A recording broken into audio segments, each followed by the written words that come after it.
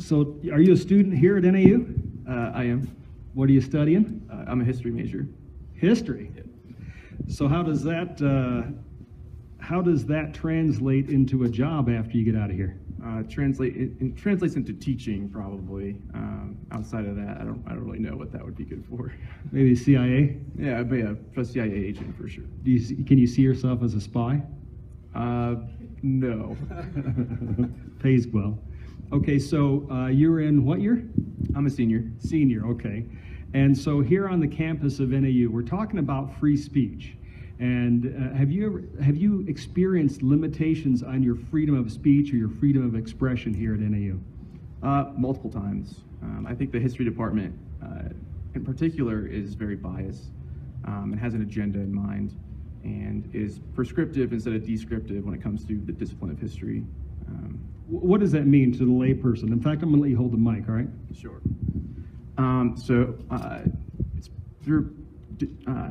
It's prescriptive, at least in the way that they're defining it, in the sense that they're using history to push a moral agenda. Like, we ought to do this because this happened and so, and this happened in this place. And instead of like a descriptive discipline where it just shows you the events that unfolded without having some sort of, we ought to do this, therefore, at the end. So are you saying that they're changing history? Right, yeah. Okay. And so your experiences here at NAU, I talked about folks who have been punished for their views and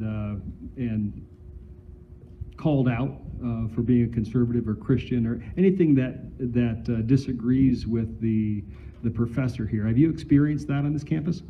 Right, so I was the student that got removed from the class for reading his Bible before class, 5 minutes before, or 15 minutes before class started, and then she had me removed, 5 minutes before. So the instructor had you removed from class? You can hold this microphone. Sure. Tell me about how that went down. Yeah.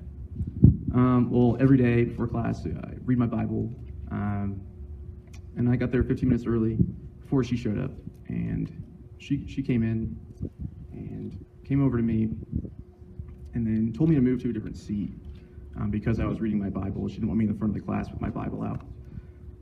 I told her that I respectfully decline. I'm going to sit here, read my Bible. Thank you. And the class kind of fell silent. Everybody was looking at us. Conversation stopped. And she's like, "No, really, Mark, you have to move right now." And I said, "Well, I respectfully decline." And then she said, "Well, Mark, if you don't move right now, I'm going to call the police, the campus police on you." And I said, "Well, you go ahead, call the police. It's fine." And she ended up leaving. She didn't call the police, but she did bring over the department chair, who I had spoken to earlier, and he said I didn't, have to move seats or do anything because paying for the class, I'm an adult. I didn't have to do these things that she was asking me to do. But he came over and he sided with her, and I was kind of confused at that point. So yeah, basically I was removed from the class for having my Bible out and being in the front of the class. I guess I was being in a corner of the class to read my Bible. So was it that you were standing up? Were you standing up in front of the class, reading your Bible out loud? No, I was just reading it in private. Okay, and when you say you were removed from the class, did someone came into the class and ask you to leave? Right, so when I refused to move seats, I was removed from the class. Where were you seated initially, and where were you asked to move to? I was in the front of the class, towards the left. And I have bad eyesight, I have glasses. So I like to sit in the front so I can see better. And I was asked to move to the corner of the class, kind of by the door, and she also wanted me to take attendance and roll call for her as punishment for what happened earlier in the class when another incident regarding free speech happened as well. Another incident regarding free speech, and the instructor wanted to punish you, and the punishment was that you would take attendance in class. How many people were in the class that you were supposed to take attendance? 34. Is this the same instructor that told you couldn't read your Bible before class? That's correct. Okay. So did you take attendance? No, I didn't take attendance. I didn't move to the seat she wanted me to move to. So the previous incident, she called me a racist. Well, let's hear about that. I'm going to let you hold the mic again. You want to take a drink of water? Yeah. It's hot out here. I don't know how you're wearing that jacket. I always wear this jacket. I'm It's my dying. jacket. I'm a snowbird, not a snowflake.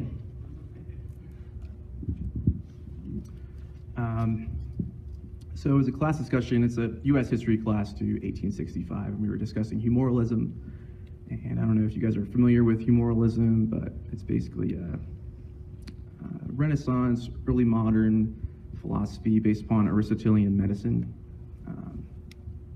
where if you move to another location in the world, the climate and the culture of that location can impact your skin color, your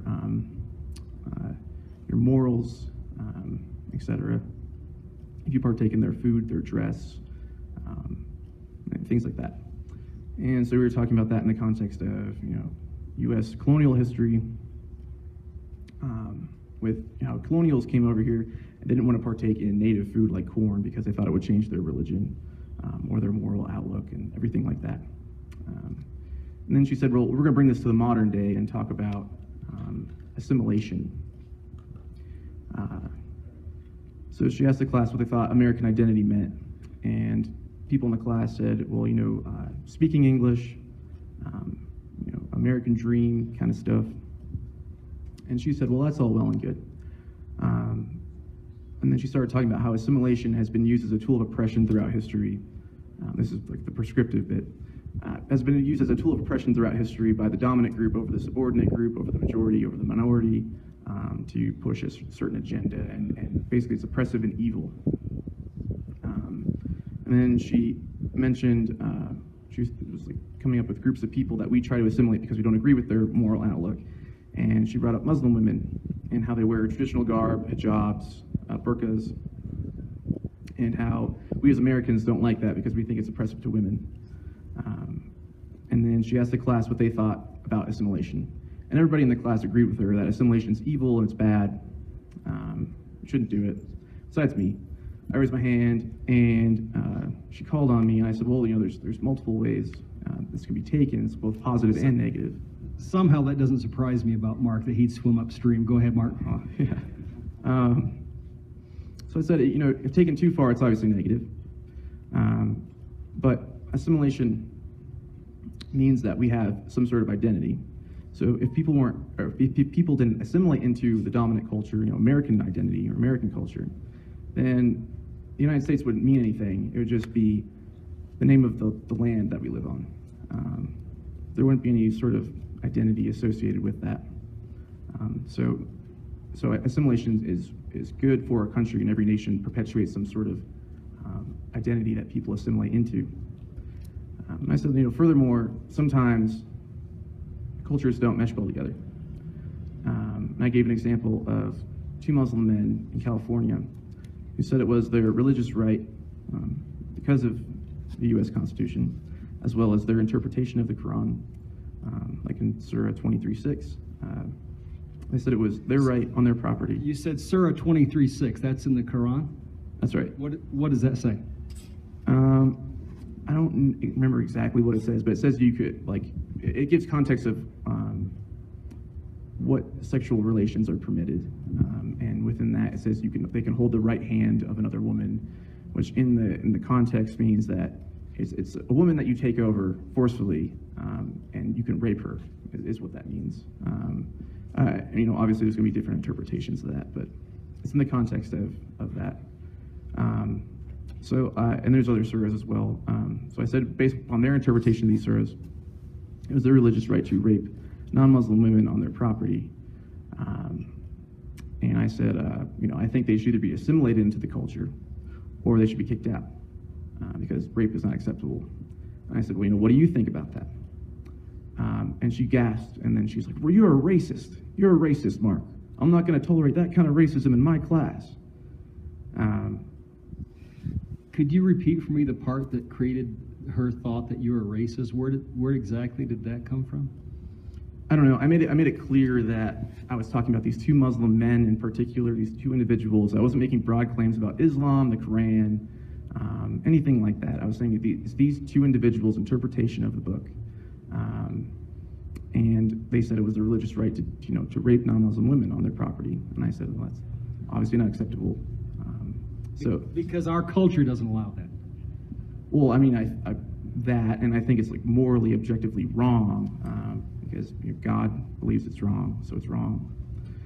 And I think any human being with functioning mental capacity, properly functioning mental capacities would agree with that. That rape is wrong. Right. So yeah, she called me a racist. She gasped and said, "I'm not going to tolerate that kind of racism in my class, Mark." And I said, "Well, that's a mighty big claim to make. You have to back that up now. You can't just call me a racist. I answered your question. It was an open forum. I responded to it, and you have no right to get angry at me."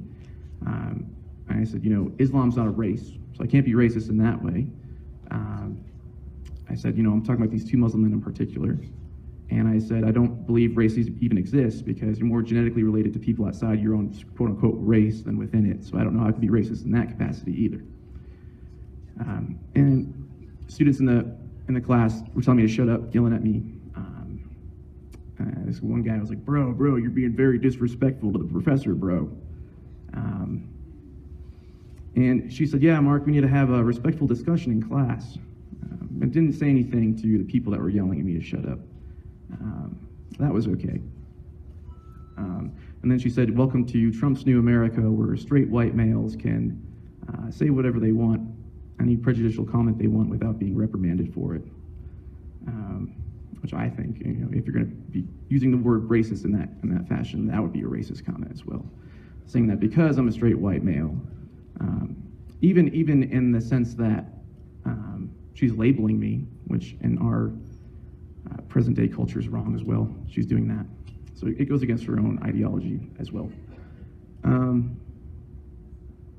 So for the remainder of class, she wouldn't call on me when I had questions about the material.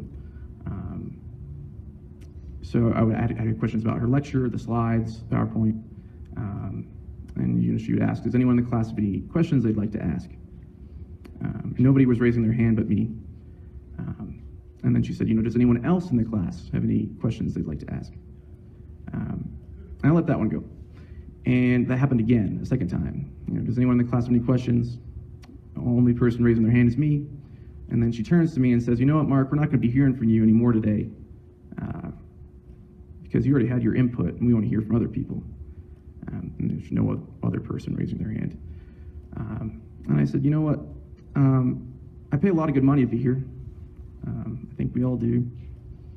And I would appreciate it, if you would answer my questions because your salary is dependent upon the students being here.